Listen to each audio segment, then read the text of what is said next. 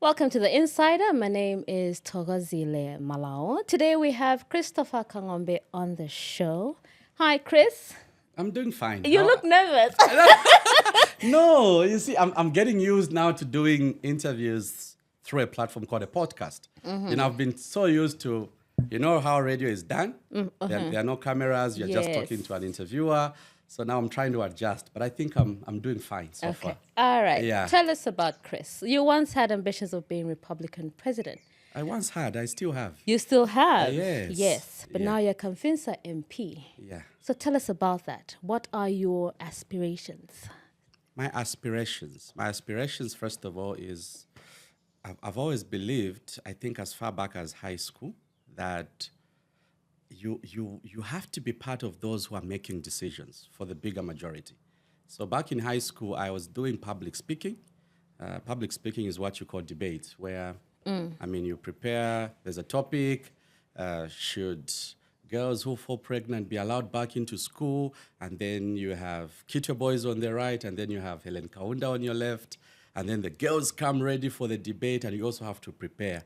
And then at that early stage, I begin understanding that governance is really about decision making. It's about understanding the problems affecting people. So as far back as high school, I thought I needed to be part of those who will be making decisions. And that is how I was later on appointed head boy for Kitwe Boys. And I think it's been that journey that obviously keeps telling me, after MP, what's the next stage that you want to offer your leadership at? And obviously that is presidency. I don't know if it's 2026 or 2031, but I think it's somewhere soon. Yeah. Okay, so the PF right now is facing the hardest time. Okay. I didn't know. Are you are you the one to take that front spot? Is it now? Do you have plans now? Or is it for later? Is it independent? Well, the PF political party is just a platform. Okay, so it's given most of us young people a platform to do what? To showcase our leadership. Okay, so I did 10 years as a ward councillor. My first 5 years, I was an independent councillor. Okay, I was in my third year at CBU. I was studying engineering. I had just finished my work as president for the Students' Union, representing students about library space. Government, the allowances are late for students. So then I decided in third year that I needed to now go into what you could call mainstream politics. So first 5 years, I was independent. The second 5-year term as councillor, I was now a member of the Patriotic Front. Yes. So the PF as a platform allowed some of us to be able to showcase our leadership. When I was being elected mayor for Kitwe, I think I was 31 years old. 31, yes. Yeah, I had other young people being given opportunities to be mayor. Mayor for Kalulushi was a young person named Rashida Mlenga. Mayor for Luansha was Nathan Chanda, who was, I think, a year younger than me. Mayor for Kawe, Prince Chileshe, was 35, I think was 31, just like me. So we had a lot of young people that the PF as a platform gave an opportunity to be in leadership. The party will have challenges which, if resolved now, then internally we'll have to find a candidate. But if these problems continue, if the judiciary doesn't determine our court cases, if there's PF1, PF2, PF3 fighting in court, then the platform called PF will have challenges fielding members of parliament, will have challenges fielding councillors, will have challenges fielding mayors. Now, if we can't field a councillor, if we can't field a mayor or a member of parliament, definitely means PF will not field a presidential candidate. So for now, the plan is that I have to work within this anticipation that the problems will be resolved. But let's assume the problems are not resolved. Let's assume these court cases keep dragging on. It means that people will have to galvanize around a different platform. So we'll get there once we are certain that these court cases will not be resolved. But if they are not resolved, clearly there will be need for all of us. And I've shared this openly with fellow members of parliament that, guys, if our platform called PF doesn't get the opportunity to field candidates, we'll have to reorganize under a different political platform. I mean, down to you as an individual now. Obviously, your age has been at the center of many debates and conversations, only for the fact that it is a very rare thing that you find a 21-year-old ward councillor, let alone a student who's juggling, managing a ward and, handing in their thesis and dissertation. Yeah. So, I mean, kudos to you for even running about it like that. But some have said that you are maybe trying to jump ahead a few other veterans who could possibly be more prepared, more well-versed in the art of politicking, if I can even call it that. What do you have to say to those Am I jumping the individuals? queue? Am I Yes. jumping the queue? Are you jumping the queue? So there are 10 people in the queue and I'm 10th. And why should I be first? Well, you have rightly observed that out of the many young people, okay, because maybe at the age of 40 now, 19 years I've been doing leadership, out of the many young people, out of even the so-called senior people, okay, let's take time to review our different profiles. Okay, so let's start with 2006. How many of us offered ourselves in 2006 to start learning leadership?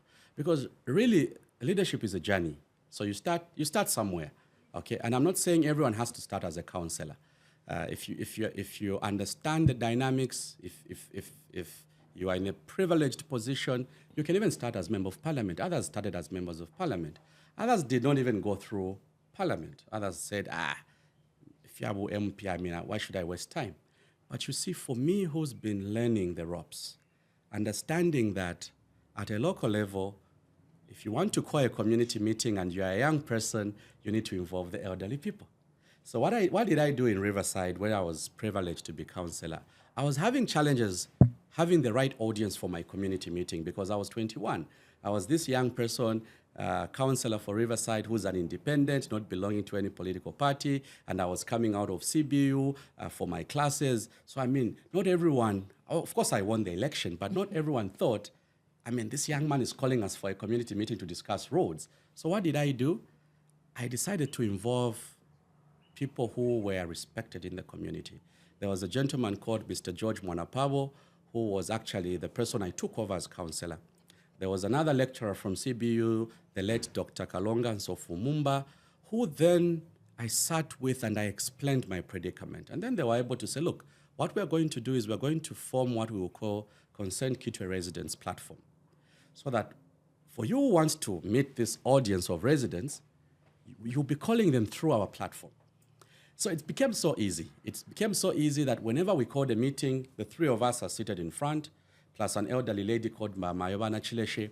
So when time came for me to speak, I mean, the platform was already presented. So I started learning how to engage the community, how to go through churches, how to send out a notice to the Faith Baptist Church. Then the church would call a meeting on my behalf. So I had to learn. Now, 10 years I was doing that. 10 years I was learning about CDF, Constituency Development Fund, because CDF is not new. You know, there's been noise about CDF will do this, CDF will do this. I mean, CDF has been there since 1996. But clearly it wasn't showing as much as No, it is we'll now. talk about it if time allows, but I'll tell you for a fact that President Chiluba is the architect of CDF. He had members of parliament complaining whenever they go back to the constituencies. A road has been messed up. A bridge has been washed away. Window panes for a classroom have been smashed. We need to replace. So MPs managed to convince President Chiluba, 1996, to introduce what is called CDF today. But these are things I learned in my 10 years as councillor. Then I became mayor for Kitwe. Now, when you're mayor of Kitwe, you deal with agriculture. You deal with healthcare. You deal with social protection programs, cash for work, all these things. Now I'm asking you, how many of my colleagues have had this privilege to learn, the opportunity to learn leadership? So am I jumping the queue to share with you guys that when Zambians begin thinking of the next president, I should be an option? Is that a bad thing? Because I was told 19 years ago that, Christopher, at 21, you can't be a councillor. And I managed to win.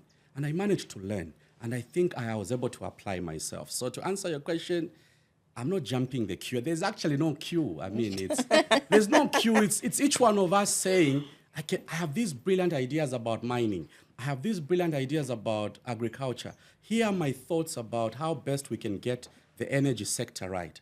These are my thoughts on how Instead of us every month we are increasing or adjusting the price of fuel. Yesterday they announced a new price for fuel. I mean, it messes up planning. Why not have maybe 3 months or 2 months we fix the price?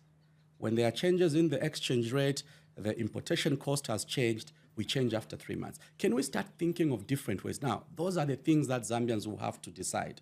Zambians will then have to decide, is what Christopher Kang'ombe is saying making sense?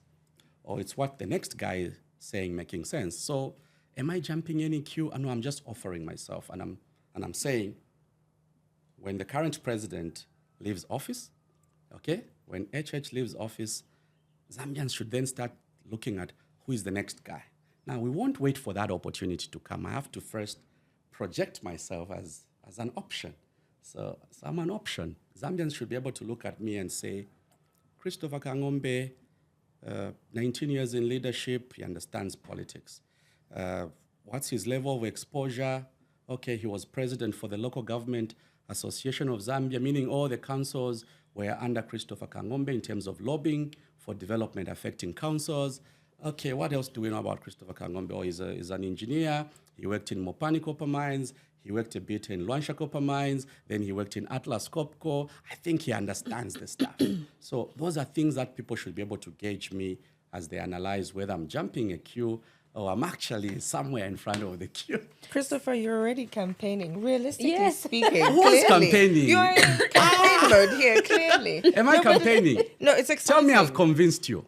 No comment. You keep saying No when the comment. president leaves, are you talking 2026 or 2031? We'll leave that to the Zambians.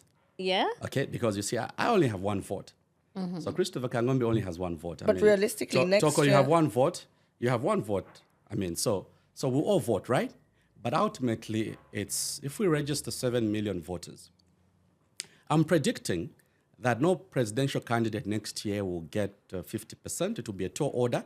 I think it will be a tall order for any candidate because dynamics just keep shifting.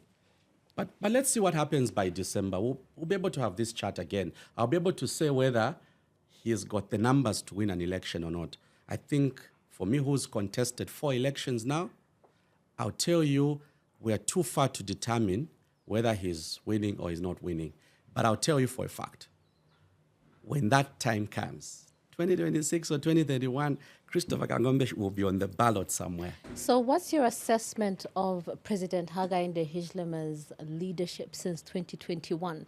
Where do you see As that an he individual, failed? his decisions, Well, what exactly are we looking at? you're in the I political really like space, discussing so individuals. Maybe You're because in the of the way political this conversation space, is structured. But so I you'll really... be speaking for you. You've obviously observed what he's done right and what he's done wrong. As an individual, even as a country, even as an MP for Kamfinsa, you've observed. So tell us. So what should I analyze, his personality or his decisions? No, Let's his talk about his leadership. governance. Oh, his Yes. governance. Yes, let's start off with his governance. So you bear with me. I rarely like discussing individuals, but I'll discuss policy decisions. But he's allowed to be discussed because he's the president. He's allowed, but Yes. that's just my I style. mean, you can't discuss Okay, me. so- I mean, you Choco know. is in campaign So mode. my style as Christopher Kang'ombe is I'll analyze the decisions of the president in relation to governance and then in relation to what I think should be done. So 3 things. Okay, so let's look at the mining sector. Okay, so mining. So mining, every year there are billions of dollars announced. FQM is injecting $1.2 billion into, what are they calling it? S3, the new project. Lumwana is investing $1 billion into the super pit. Okay, this is a new open pit mine. Now, these figures, from a government point of view, from the president's point of view, these are good things. Okay, and I'm seated here saying these are good things. Okay, but there's one problem which I think the current government, under the leadership of the current president, they've not been able to deal with decisively. Okay, and this is what I'll tell you. If you've read the law, there's a law called, we used to have the Mines and Minerals Development Act, which was split into 2. So government decided, let's have a commission to regulate mining. Let's also have a geological law. So we have 2 separate laws. So I argued in Parliament as Christopher Kang'ombe that, look, $1 billion of investment sounds good on paper. Your Excellency, Minister of Mines, why not agree, out of that $1 billion of investment, why not agree how much will go to procurement for local Zambians? Okay, so the law says if a mining company wants to buy equipment, they should first ask a local guy. The law says if Mopani KCM wants to employ a mining engineer, before they bring the expatriate, they need to first give the Zambian the first opportunity to be employed. Now, government hasn't sorted out that problem, okay? So I'll analyze the president in the context of decisions. I was expecting more aggression. I was expecting the president to announce that from now onwards, 50% of the budget for procurement should go to local Zambians. I expected the president, because that's where the money is. If anyone of you from the Copper Belt will agree with me that if mining is ticking, you will see it. You're watching Changa Rangers playing, you're watching Nkana Football Club playing, you can see everyone either holding a drink, a mark school, you can just see this excitement that mining is ticking. So mining can only tick, not because there's $1 billion of investment, but because job opportunities are being given to Zambians, and that's what the law says. Now it's in Section 10. So if you read the geological bill under Section 10, it says, give Zambians first priority contracting jobs. So from that perspective, I don't think the current president has been firm enough. The law itself is not enough. Now the law has to be implemented. And I'm sure there will be others that will be able to watch this conversation. And my challenge to the current government is that there lies an opportunity to leave a legacy. There lies an opportunity to leave a legacy. Where would the legacy be left? $1 billion in investment. How much of it is going to the Zambians? Before we talk about taxation, because taxation is another aspect. So in that area, I don't think the president, the government, the people that are advising the presidency, I don't think they've dealt with that problem. Small-scale mining. The young boys who are always protesting. 2 days ago, they were protesting in Chilabombwe. There's a place called Shaft 3. They are protesting because they load that material in a bag, they sell it to a Chinese, the Chinese is ready to pay. So they want to participate. Young people in Mufumbwe are protesting. Going to Central Province, Nangoma constituency, young people are protesting about mining. So in that space, I'm seated and I'm asking myself, is there a way in which this message can go to the president so that action is taken, like immediately? Like, can we get more suppliers who are local people? So these are things that I think on the score of whether he has done well in that area, I think he hasn't been decisive. He's been talking to the mining companies because they are resisting. And I can say it with no apology. All these investors, First Quantum, IRIH in Mopani, Vedanta in KCM, Barrick Gold in Lumwana, all the big boys in the mining sector, when they are told, give more businesses to Zambians, you know what they are saying?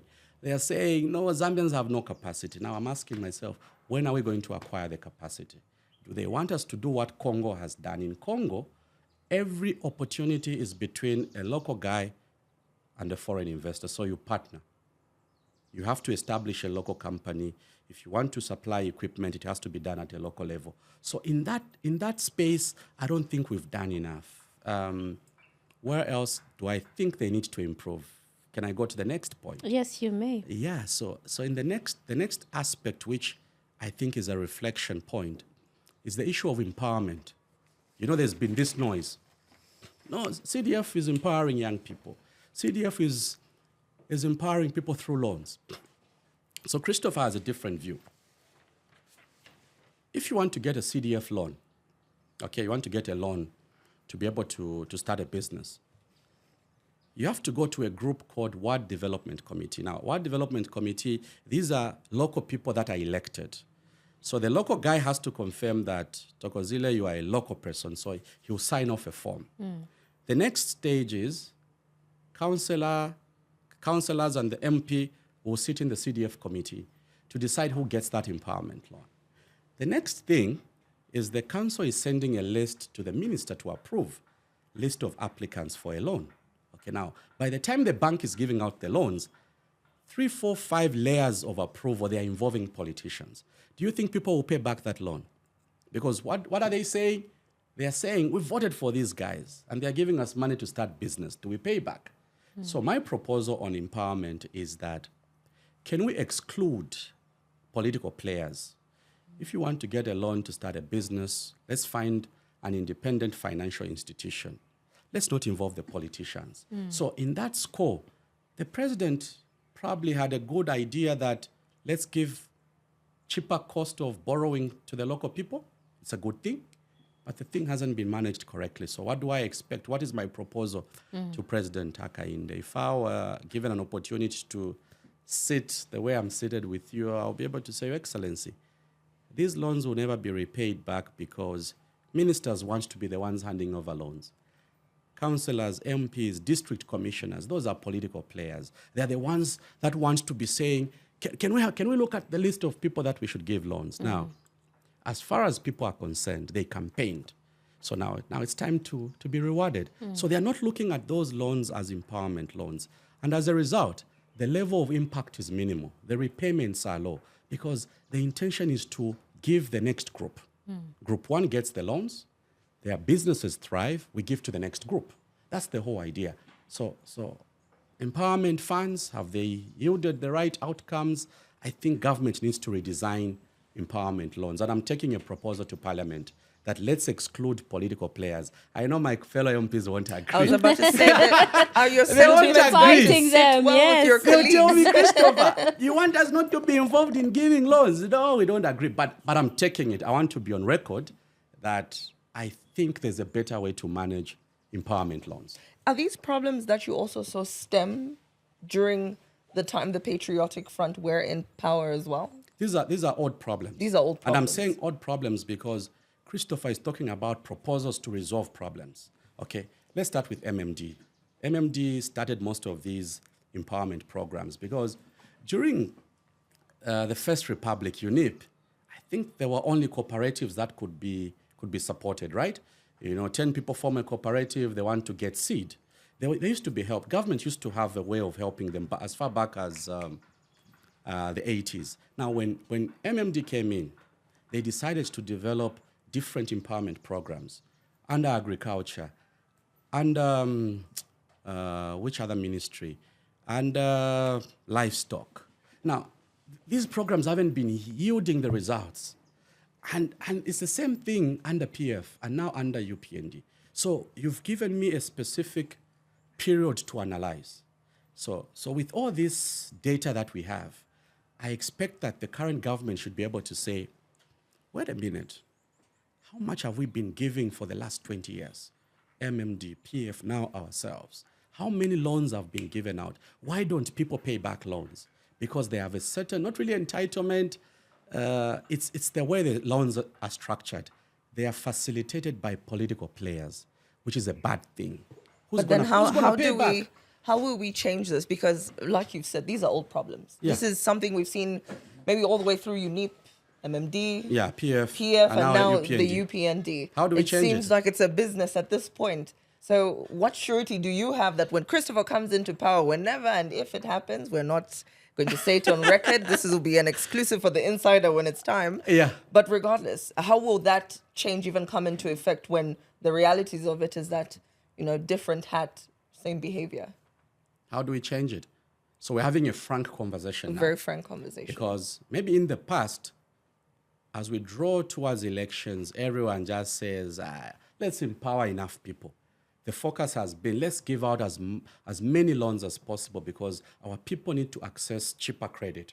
And let me put on record, Christopher has no problem with cheaper credit. If we're going to give out a loan at 5% interest, simple interest, it's a good thing. I think it's a good thing because this is what most government departments have been doing, whether it's the aquaculture fund. The aquaculture fund for those that want to go into fish farming. This was done, I think, the time when Honorable Kampamba Mlenga was Minister of Livestock under the Patriotic Front. They gave out loans to different people. Go and set up fish ponds so that you can grow your fish. But you see the problem. We've not had this frank conversation where we say, guys, how much money have we given out? Why is the new Minister of Local Government, Honorable Sialubalo, why is he complaining that only 5% of the loans are performing? Now, Kamfinsa gets 36 million. We give out how much? 5 million in loans. Chimweme constituency gives out 5 million. Nchanga gives out 5 million. Lusaka Central gives out 5 million. 5 million by 150 constituencies. And then you go for the last 4 years. And then you add, what's 5% of the total? Those are the only monies they've recovered. It tells you the loans need to be redesigned. Now, who will it take to resolve that problem? Amongst our level, fellow MPs, others will be saying, no, let's not touch the loans because these are our people. They voted for us. The usual talk. So that's why I'm now drawing the president into this conversation, because I know ultimately he will be able to watch this chat. His Excellency at that level has the power, has the authority, has the drive. All that he needs to do is to be reminded, Your Excellency, let's try removing the political players. Let's remove the Minister of Small and Medium Enterprises because he wants to give a speech. The Minister of Youth and Sport, Honorable Nkandu, wants to give a nice speech that today we've given out empowerment funds. Now, that very statement is what actually compromises the repayment. Because as far as the young people are seated in a big hall, what they see is, this is the guy we voted for. This is the guy we campaigned for. He came kneeling. You know, politicians like kneeling during elections. They kneel down. They're saying, I'm going to vote when you vote for us. Sweethearts. We'll do ABCD. Talking. So you think people will pay back when they see the minister. So to the President of the Republic of Zambia, if he was able to just announce that, guys, let's exclude political players from empowerment funds. Let's find a financial institution that has experts in credit management. Kitwe City Council, that's giving out those loans, doesn't do credit. I mean, I was mayor for Kitwe. I know that the Kitwe City Council is not a financial institution that should handle credit. Kitwe City Council should be dealing with issues of sanitation, issues of public health, issues of roads, issues to do with the broader aspects of development. But credit, lending money to people to start a business, will need an institution that is equipped with skills, with the training and everything else. So, have you implemented these things in your constituency? How can I implement? I mean, it takes one person to start, Christopher. Well, for the record, I don't participate in meetings to do with approval of loans, to start with, just to be on record, because it starts with me. I believe that I shouldn't be part of that process. You will not find Christopher Kang'ombe saying, I want to hand over loans. There's no picture, there's no record, because I don't want people to politicize the loans. For as long as people in Indeke see me handing over the loans, that dummy check, you've seen the dummy check politicians like holding. We are in parliament, MPs will announce, don't hand over those loans until I'm in the constituency. You will never see Christopher, because I want people to pay back so that we help the next group. Why give 200,000 kwacha to one person who doesn't pay back? How do we help the next person? These are conversations that are not even political. These are just real issues. And my challenge to His Excellency, maybe your ministers will listen to you, Your Excellency. Maybe they'll listen to you. Maybe Christopher is just an ordinary member of parliament. No one will listen. But that's what I think should happen. Your optimism is very refreshing yet alarming all at the same time. But it needs to be put on record in parliament. That's why I'm moving what is called a motion. You know, a motion is a proposal, we debate, you'll see the noise. They'll say, what's Christopher telling us? But at least I'll be on record. Yeah. Okay, so in 2020, let's take it back a bit. You were accused of corruption and reported to the ACC. Looking back now, what did you learn from that? Well, I remember in 2020, the issue that I was reported to over was about Kitwe United Football Club. If you remember very well, if your history is correct. And abuse of office at the time as well? No.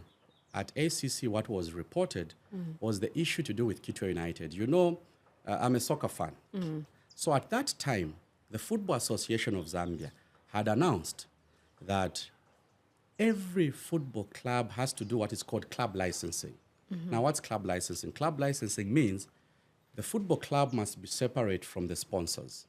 So we decided to set up a body to register Kitwe United as a company, because that is what the Football Association of Zambia demands. Go and set up a football club as a company. Now, Kitwe City Council sponsors Kitwe United. So there was a resolution of the council to say, can we have the mayor, can we have the director of finance, can we have the town clerk and director, I think 4 directors, to be directors of Kitwe United Football Club. So I was accused that I've grabbed the club because my name was appearing on the list of owners of Kitwe United. And I think that was the issue that was referred to the anti-corruption. But of course, they never called me over Kitwe United.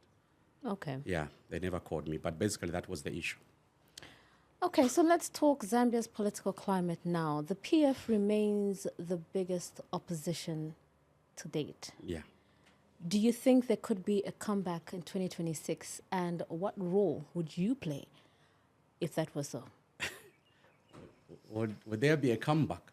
For the PF to... I mean, they're strong. They're strong on the fact that they're coming back to rule Zambia. They want to take over the presidency again. Okay, so I mean, you're aware of this. I don't know why. No. I want to understand the question because really, we've discussed the state of PF. Yes, but I mean... The legal battles and everything Yes, else. we have. But they're still strong on the fact that they're coming back. I mean, given Lubinda, for a fact, is always talking about this, about how the PF is coming back in 2026. No, Do you believe that? Well, the optimism is very high because of the challenges that are prevailing in the nation. Okay, remember, we have a lot of complaints from young people that want to do business. They don't have adequate power to supply to their saloons. I mean, there are complaints around those that want to manufacture small things that require electricity. The general feeling is that the energy sector has really not helped young people grow in business. We'll talk about the price for fuel. You are in January, the price of fuel is 29 kwacha a liter. The following month it's 31. I mean, so there are these complaints coming from people. Now, these are complaints that now people are saying, but government promised to resolve these problems. Now, because they haven't resolved, then the opposition, which includes the Patriotic Front, will then be able to say, we are offering this as an alternative solution. Okay, now, based on that offer of the solutions to the problems affecting people, there's a general feeling that the current team hasn't performed. Now, if the current team hasn't performed, obviously there must be some comparison they are making. There must be this comparison saying, can we try PF again? Can we try this other political party? Okay, so the optimism from PF, I think, is coming from the fact that our colleagues haven't performed the way they should have performed. But what role would you play if the PF was to well, bounce my role, back? the role I would play would be, first of all, I would really love this platform called You're PF. not the candidate for presidency? Well, let me come to that. I would really love this platform called the Patriotic Front to be in a position to contest an election. That's the starting point. In other words, there are some housekeeping things we need to sort out. In-house, yes. Because you see, we can say we are contesting elections, but ECZ will not allow us to contest. So the law, and I did mention this earlier, colleagues, that the Electoral Commission of Zambia, which is the only body to conduct elections, I mean, I can't conduct my own election. So ECZ will tell you, if you want to field a presidential candidate, the president of the party and the secretary general of the party must sign what is called an adoption certificate. Now, currently, PF hasn't fielded any candidate in the last 3 years because of the matters that are in court. So the optimism from the chairman for PF in my constituency, the optimism in all the 156 constituencies, because PF already has the structures. We have all the structures. We have the ward chairman, we have the secretary, we have the youth. In terms of the structure, in terms of the membership, we are doing very well. The only problem we have is one, which is very technical. I mean, we can't field candidates. Now, if you can't field a candidate, how are you going to win an election? And that is why, for me, my core is on the judiciary. Because the judiciary has to dispose of our cases. Our cases haven't been determined. How do we field a candidate when the judiciary keeps postponing our cases? We were supposed to hear judgment, I think, last month. The courts decided, no, we are not ready, come in October. Now, October is another 2 months. So Do we wait for October? Yes, we have no option because we can't push the judiciary. But my call on the judiciary is that there must be finality to these issues. If we are going to have a fair political environment, an environment where every political player is allowed to compete, I mean, PF should be allowed to compete. They should be allowed to bring a candidate to the people. It should be allowed to But the to question conduct would its even business. be, do you have a candidate? We'll pick a candidate from amongst ourselves. I mean, even when we speak of the optimism, I mean, bless it, really. It's amazing. It's really an amazing thing.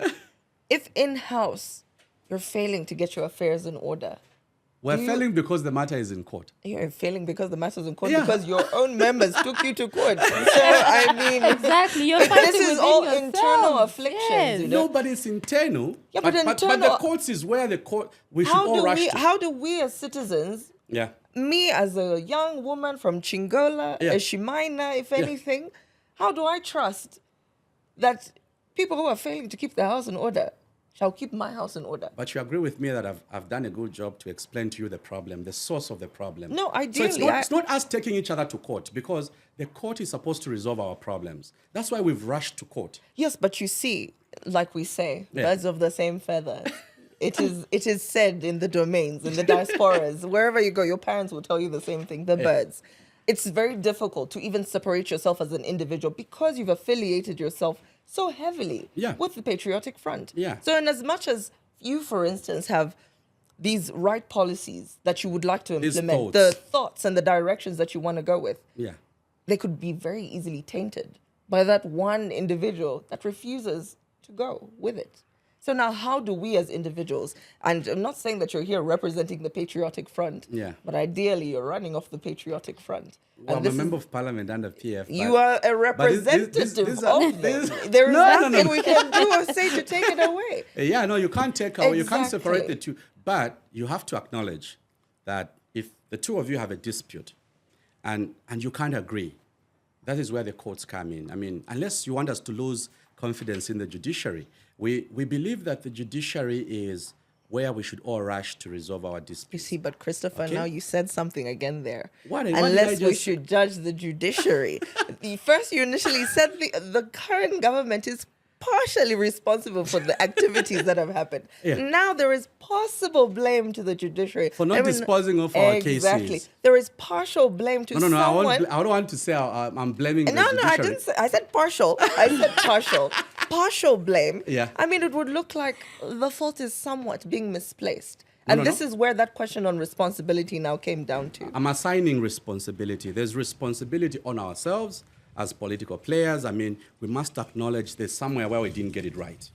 That's a fact, okay? But there's also a point where, okay, we didn't get it right. We allowed one of us to go and, I mean, have a convention and, Yes. and do what, which was illegal, which he himself has been able to acknowledge in court.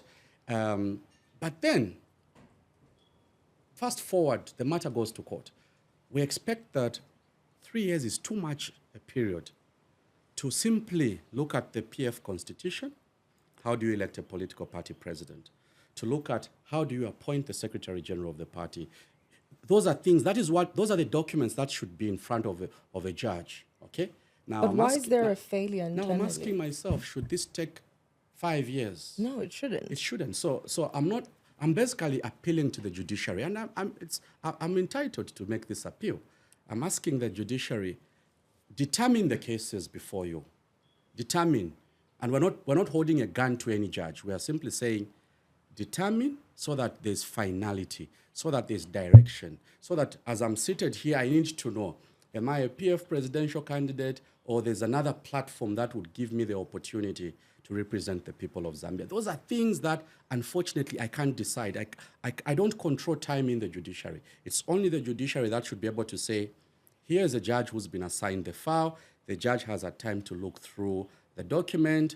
How do you elect a party president? Was the procedure followed? Was there an electoral college to elect the party president? I mean, it's supposed to be an easy case to Now, a dispose young of. man like you seems to know all of this information. Clearly, the veterans who want to skip this queue Yeah. are failing to support the cause. And this is, I think, where now we're feeling a bit insecure when it comes down to the patriotic Well, front. my hope honestly is that the cases could be determined quicker. I'm not asking that tomorrow we want the outcome. I'm basically saying it's a dispute on how you elect a party president. Surely it's not something that requires. Technically, it's a civil matter. Technically, it's a civil matter, I think.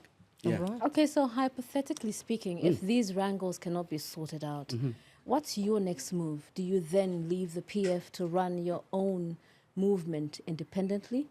Well, time is ticking.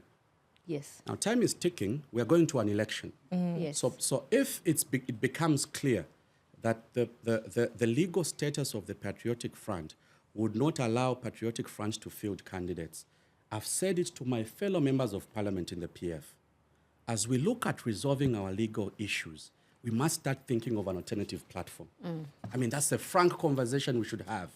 Now, Is this the exclusive? Those that don't want to discuss that topic, unfortunately, time is ticking. We'll find ourselves, Parliament will be dissolved in May. After May, Christopher will not be member of Parliament. My colleague from Nakonde, Lucas Mumba, will not be a member of Parliament for PF. Kampamba Mlenga in Kalulushi will not be member of Parliament.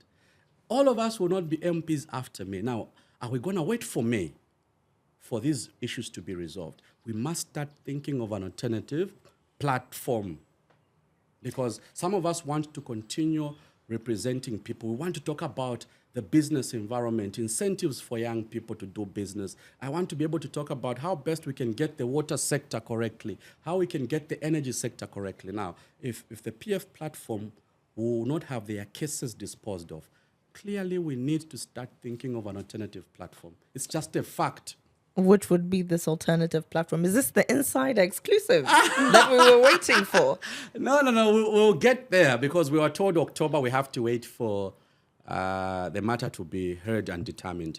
The PF issue, it's before Judge Zulu, I think. So we'll wait for October. So are you But time ready is to ticking. run for presidency come 2026? Well, that decision comes in December. I think I've already indicated, because the way timelines, I've done a lot of planning. 1 year before an election, I always plan. When I wanted to be councillor, I planned 1 year before, which was 2005. When I wanted to be MP for Kwacha constituency in 2016, I was told no, stand as mayor. It was not the plan, but it But worked what out. is going to determine that? Is it to sort out the PF wrangles? So if the PF wrangles are sorted out, my question is, are you ready to run for presidency, whether it's independent or on the PF's ticket? So let's have that chat in October once the matter is disposed of. I'm a bit worried that time is ticking now. Because time is ticking, December for me is the closing point. I should have a decision by December on what will be my role in the general election. Okay. Yeah, so let's wait for December. I think I have one more question for you, Christopher. One more question. Just one more. I think we need to wrap this up. I'm feeling it. But irregardless of that, we obviously faced a very difficult time this year by the loss of our party president, our former Republican president, His Excellency Edgar Lungu. Yeah. Yes. And there was a major debate. I think we can go on and on about it. I need to get your point of view on how matters were handled by the party.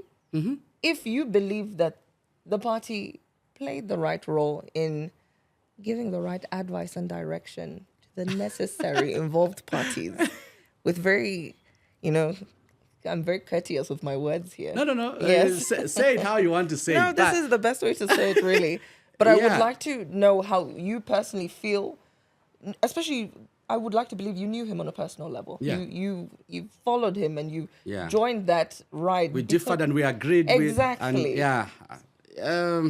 So first of all, the problem in this whole issue of the death of the president is not even the party. I don't think there's a problem with the party. The party can't dictate how the family wants to mourn. Okay? The issue here is between the family and government. I think we need to separate issues, okay? And I'll give a very practical example. The party will always be waiting for the family to indicate its position. So if the family says, and this is what they said, remember, we've had an agreement with government. The body will fly in on a Wednesday, it should have been a Wednesday, and then in the night, some government official published a program on how Isia will be buried. Now, the program was at variance with what was agreed. The family had no role to play in that program which was published. So we rushed to KK Airport to receive the body. It was a Wednesday, only to be told the body is not arriving. Why is the body not arriving? Because the family says the government has departed from the agreement.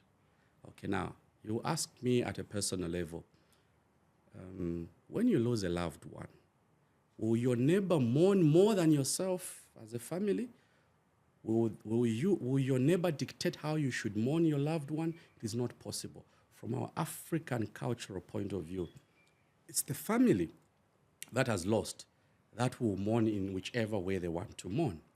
The difference, however, is that we're discussing a former president.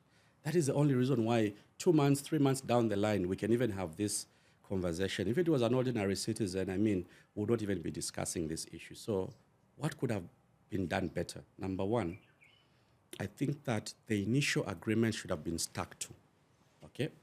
There was an agreement. I'm not privy to the particular details, but I know that a program on how ECL should have been buried was already agreed upon between the family and government. I don't know why one government official was excited for nothing. They start publishing a program, and then the family says, wait a minute, this was not part of the program.